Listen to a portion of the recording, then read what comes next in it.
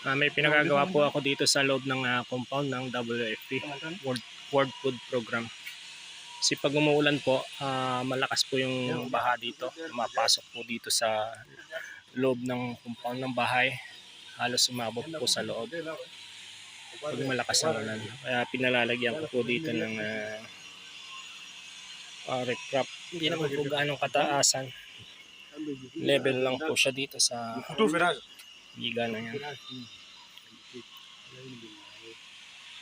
Ganito lang po ang buhay namin dito sa South Sudan. Ganito lang po yung trabaho. Kasi sa maintenance department po ako. Bali, dalawa po yung tao ko ngayon dito.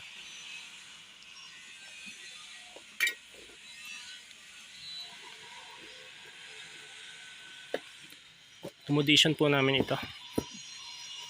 Bali, itong bahay na ito po ay 2 kwarto.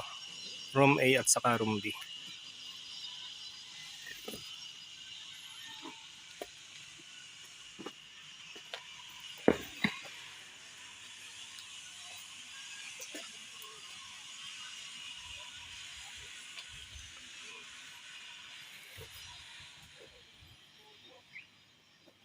So po yan sa pinakamasipag kong tao dito. Yan pong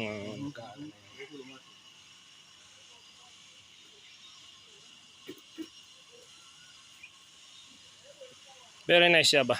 Yeah, doing good. Doing good.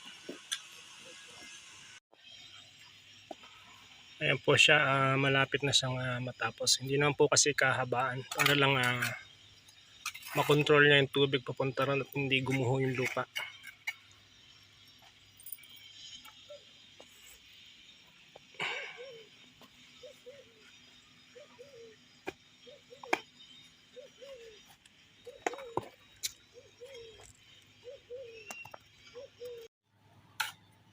Ayan po, natapos na rin namin. Ganyan na po siyang kataas. So hindi na po papasok ang tubig dyan sa compound. Kasi pagka umulan po ng malakas talagang mapasok po ang tubig dito. Galing po kasi yan sa labas, doon po sa bundok.